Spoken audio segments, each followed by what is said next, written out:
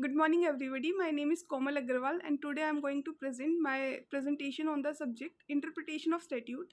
And my topic name is Interpretation of Penal Statute with the help of some recent cases from 2018 to 2023. So, first of all, I would like to tell you about the meaning of the interpretation of penal statute.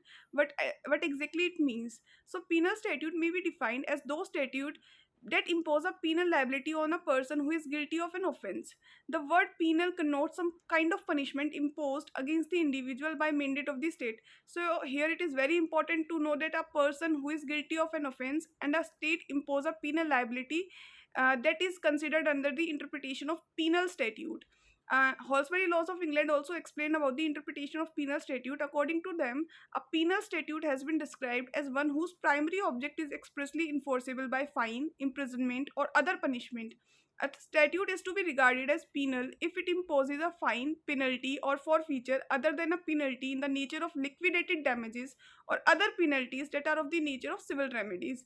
So it is basically according to the Holsbury laws of England. Now I would like to tell you about the general rule of interpretation of penal statute. So in a penal law, if there appears to be a reasonable ambiguity, here the word reasonable ambiguity is very much important. We should note it.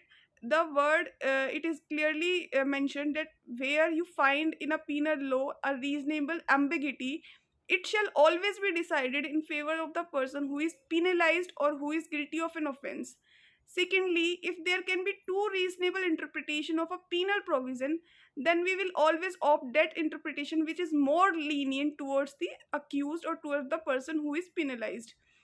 Third, if a penal provision fairly be so construed as to avoid the punishment, it must so be interpreted.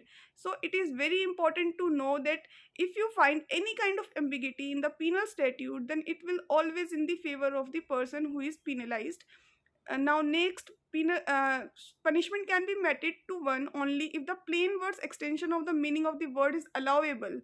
A penalty cannot be imposed on the person uh, on the basis of the object of the statute so desired. So, if a statute is clearly mentioning about the punishment of the particular offense, then we will only impose a punishment on the person who is penalized. Otherwise, not. Unless the words of a statute clearly made an act criminal, it shall not be construed as criminal if there any ambiguity in the words which set on the elements of an act or omission declared to be an offense, so that it is doubtful whether the act or omission falls within the statutory words. The ambiguity will be resolved always in the favor of the person who is charged. Now, the court will inflict punishment on a person only when the circumstances of the case fall unambiguously fall under the letter of the law. So here it is very important to note that it should must fall under the letter of the law. Legislation which deals with the jurisdiction and the procedure relation to imposition of the penalties will be strictly construed. Again, where certain procedural requirements have been laid down by a statute to be completed in a statute dealing with punishment, the court here is duty bound to see that all these requirements have been complied with before sentencing the accused. In case of any doubt, the benefit has gone to the accused even up to the extent of the acquittal on some technical grounds. In last, a penal provision must be definite always. So Pollock also said something about it. Uh, Whether there be any difference left between a criminal statute and any other statute creating an offense, I should say that in criminal statute you must be quite sure that the offense charged is within the letter of the law.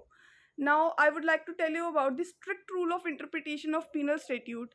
So it is a general rule that penal enactment are to be construed strictly and not extended beyond their meaning.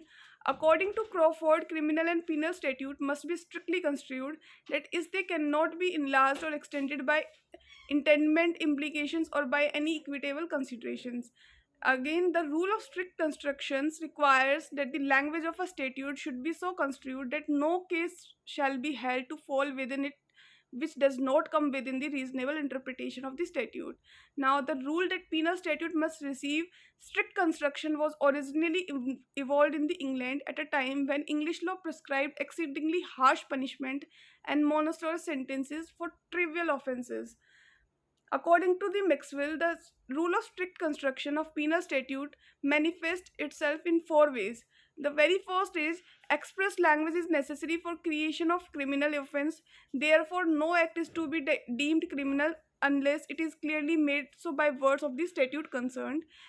So it is very much clear that the statute must create an offense. It should be clearly mentioned under the statute that particular offense is a criminal offense. Second, the words setting out the element of an offense are to be strictly construed, and if there is any reasonable doubt or ambiguity, it will be resolved always in the favor of the person who is charged.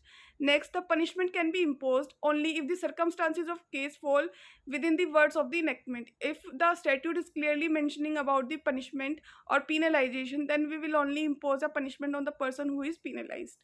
Last, similarly, statute doing with jurisdiction and procedure are, if they are related to infliction of penalties, strictly construed. So procedure and jurisdiction always be constructed according to the strict rule of constructions. Now, the case is in London Railway Company versus B and Eastern Berryman. The case is of 1946. Privy Council observed the court must see that the thing charged as an offence is within the plain meaning of the words used, and must not strain the words on any notion that there has been a slip, that there has been a casus omissus, that the thing is so clearly within the mischief that it must have been included, it thought of.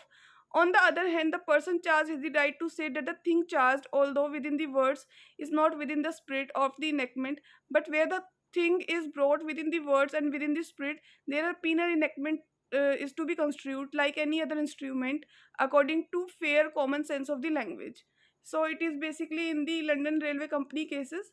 Procedure of strict rule of interpretation is strict construction of a penal statute means that is to be construed narrowly in favor of the person proceeded against. The rule implies a preference for the liberty of the subject in case of ambiguity. Ambiguity is reasonable ambiguity here. It will be founded principle that if the words used in a criminal statute are reasonable, capable of two construction, then more lenient one should be adopted. Later on, the court will inflict punishment on a person if the punishment is specifically mentioned under the statute of that particular offense. Now, in the M.U. Joshi versus M.V. Shimpi of 1961, the Supreme Court observed that when it is said that all penal statutes are to be construed strictly, it only means that the court must see that the thing charged is an offense within the plain meaning of the words used and must not strain the words. Later on, the purposive construction of penal statute is it is not necessary always that the court must always favor the interpretation which is favorable to the accused and not the prosecution, but it may also choose to go for the interpretation which is consistent with the object provided in the law. It was clearly mentioned under the S.N. Dubey versus N.B. Bhaur case, that is of 2000. In this, apex court observed section 15 of the Tada Act is an important departure from the ordinary law and must receive the interpretation which would achieve the object of the provision and not frustrate or truncate it, and correct legal position in data is that a confession recorded under section 15 of the Tada Act. So now some latest cases over the interpretation of penal statute. First case is Abhishek versus State of Maharashtra of 2022, which is judgment is delivered by the Supreme Court of India. So here the strict construction has been mentioned by the Supreme Court of India, and something related about the interpretation of penal statute with the help of strict construction has been made. So here court observed that the rule of strict construction cannot be applied in an impracticable manner as to render the statute itself nugatory. In other words, the rule of strict construction of a penal statute on a special penal statute is not intended to put all the provision in such a tight iron cast that they become practically unworkable, and thereby the entire purpose of the law is defeated. So if the purpose of the law is defeating, then we will not construct the particular provision according to the strict rule of construction. The strict rule of construction here is clearly mentioning the Supreme Court that it cannot be impracticable in any manner. So wherever you found that the strict rule of construction is impracticable in any manner, then we will not interpret that statute according to the strict rule of construction. Now again, in the Attorney General of India versus Satish 2022, the Supreme Court observed that it is very settled position that penal statute have to be construed strictly, but it is equally settled that clause of a statute should be construed with reference to the context and other provision so as to make a consistent enactment of the whole statute relating to the subject matter. The court refused to apply the rule of lenity and observed that it is called a It is a very settled proposition of the law that the statutory ambiguity should be invoked as a last resort of interpretation. The court held that there is no ambiguity or obscurity in section 7 so as to invoke the rule of lenity.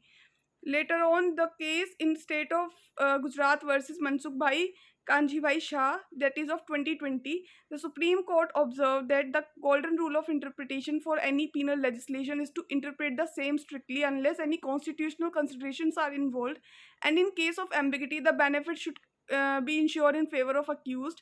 Having said so, it is necessary to clarify the strict interpretation does not necessarily mean literal interpretation in all cases. Rather, the interpretation should have regarded to the genuine import of the words taken in their usual sense. In Alchem Laboratories Limited versus MP 2020, Supreme Court decided that it is very well settled principle of the statutory interpretation that any ambiguity in penal statute has to be interpreted in favor of the accused. In Sheila Sebastia versus Jawahar Raj case, that is of 2018, Supreme Court observed that penal statute cannot be expanded by using implications where there lies no ambiguity, there is no scope of interpretation.